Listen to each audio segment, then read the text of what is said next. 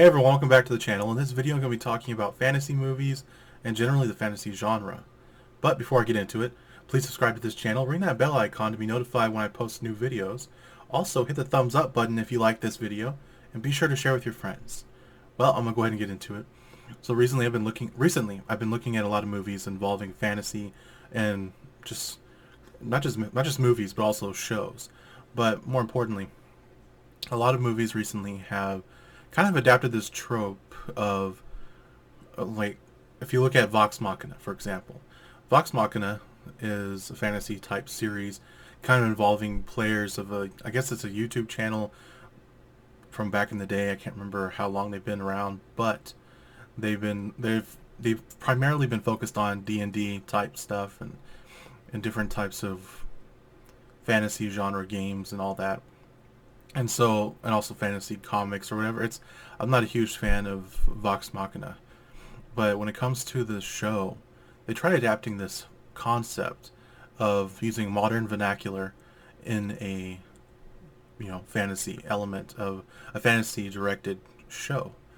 It's hard to say. It's hard to explain what it is. I mean, many people by now have seen it. Personally, I wasn't a huge fan of the vulgarity that's involved in making this kind of show. What I did like was the animation style. The style alone was great. I mean, it was awesome.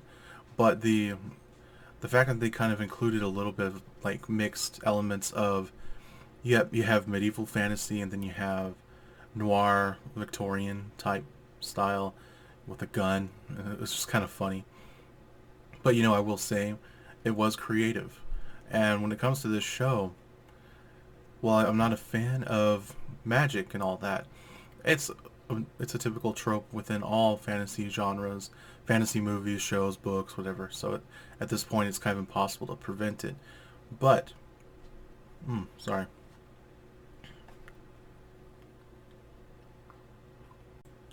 So whenever I see things like Vox Machina, I take it all with a grain of salt when it comes to how they want to depict a fantasy. It's not always what I hope for, and nowadays I have to take everything with a grain of salt when it comes to these type of shows, because of the fact that a lot of these fantasy series are very much trying to adapt this sort of trope of using modern speech patterns and just talking points and all that, and it's not something I like usually. And if I want to watch anything at this point, I have to accept it, or I don't know, maybe just don't watch it. I'd prefer to just watch what I want to watch, but I want to see something. I want to see some kind of fantasy show. The last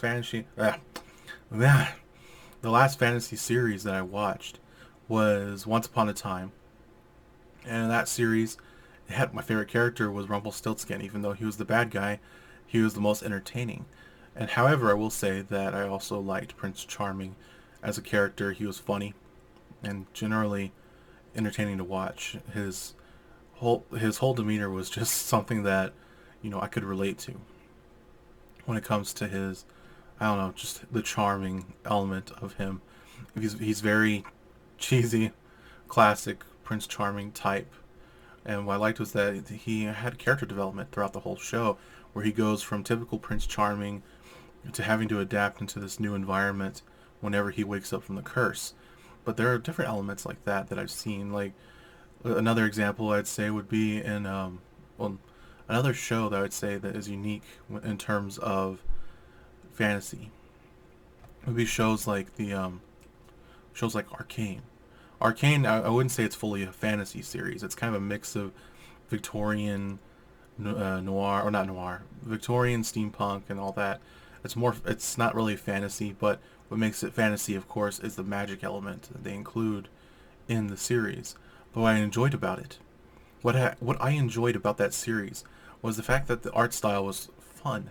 It was lively. It had this style to it. It was very stylized, and it's kind of like a rotoscope feel, but also very three dimensional. Yet I mean, it was just hand drawn. It looked great. I was surprised at the level of detail they got into this kind of show, and I might still watch the next season when it comes out. But anyway, for those who have seen the show, it's obviously not like the game, but what I liked about it was that it was unique, and it was fun, generally entertaining to watch. I gotta wake up. Sorry. Okay, so one of the things I've been thinking about too is the recently I saw a tweet online about Merlin, specifically the show, the TV series from BBC, Merlin.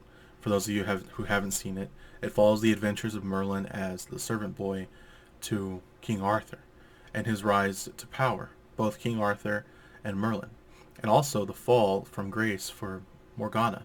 Morgana becoming the vicious, violent sociopath or psychopath that she always was in most mythologies. But generally, Morgana becoming Morgan Le Fay, becoming the witch that torments King Arthur and eventually leads to his death.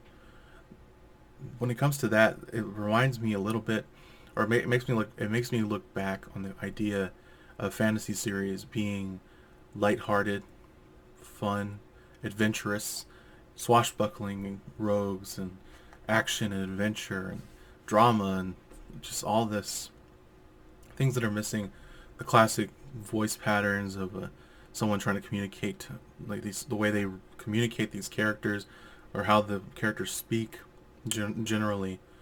It's kind of missing from a lot of fantasy shows. They kind of had it a little bit once upon a time, but not often. Sorry. When it comes to these shows, it's kind of difficult to say how they want to go with it. It's kind of hard to you can never tell what direction they're going to take until after you see the show. And there's a lot of shows that are like that, even miniseries, like another Merlin series with Neil. I can't remember. One second, I got it backwards. It was Sam Neill. The Sam Neill Merlin series, miniseries. It's more like two movies or three. I can't remember how many, but I watched the first two. You have Merlin, and then the Return of Merlin, or Merlin's Apprentice, or whatever. It features Merlin or Sam Neill as Merlin. And one of the things about that I found funny about that show or miniseries, whatever you want to call it, it was just entertaining to watch. You have all this adventure of Merlin growing up, facing off against Mab, Queen Mab, who's wanting to basically use him to remove God essentially from people's belief and place herself back in the forefront as a goddess again. Her and her sister, but mostly herself. She wants to be the ruler, and Merlin sees right through it. He sees it immediately that she's wanting to just use him, and even more so whenever he's forced to learn magic. And then he kind of, what I enjoyed about the character is that he despised the magic that he had. He saw where its source was from and was like, I can't stand it, but I will use it if I have to. And honestly, although I never liked that element of using magic or fighting fire with fire, because everyone gets burned in the end, it's just kind of interesting to see that trope used in that show, movie, or whatever. And the price that he has to pay in the end is he loses everyone that he cares about. Arthur passes away from the world, and Camelot kind of falls over time. Second movie, they try to restore it, but the myth is very clear. No one really knows what happened to Camelot. And then you have other movies also, other movies that I've seen that I enjoy so much. You have the Princess Bride. It's a big classic. Everyone is a it's a complete cult classic. I mean, it has a huge cult following, but mostly I saw it as a kid with my grandpa, and then I continued watching it and shared it with my sister and my brother, and it's just something that we watch all the time now. At least once a year we watch it, and just because it's lighthearted, ridiculous. You have ROUSs. You have all these. You have the sand. You have the sand pits. You have all these strange things. The giant, the Andre the Giant. You have Inigo Montoya. It's like you just can't compete with that. There's not many fantasy movies that compete with that level of action, comedy, and drama all thrown into one. The story writing and the storytelling generally, I mean, is just perfect. And the acting is just everyone was the perfect casting choice. Everyone. It's like it was inconceivably perfect. But you have other fantasy series too, or fantasy movies as well, such as the my 1 second, other fantasy movies like the like Stardust or Men in Tights, or just generally there's so many fantasy movies that you can watch that are older but still entertaining. In today's time frame, everything is trying to be modernized, including the way they speak. Like there's a new Dungeons and Dragons movie coming out, and while I'm not a huge fan of the game, I know for a fact that this movie does not capture the heart of the game. And so it's kind of hard to say how good it's going to be. And so I'm hoping that it's very good, but from what I could tell in the trailers is that they're trying to go a certain direction that it may not be good, but I don't know. One character I enjoyed based on the trailer is the elf looking creature with the antlers. I enjoyed the character's power set and all that. It looked entertaining. But if they're trying to go woke with it, going woke doesn't matter to me if the character's well written. Like if they're just a character that's aimlessly more powerful than the men for no reason other than they have to be more powerful, it makes no sense. Make the character powerful because they're born with a unique ability, and make them kind of uncontrollable, or show some kind of development with the character where they had to learn, at least in a flashback or something. I can't really say how good it's going to be. I'm not going to say much about it.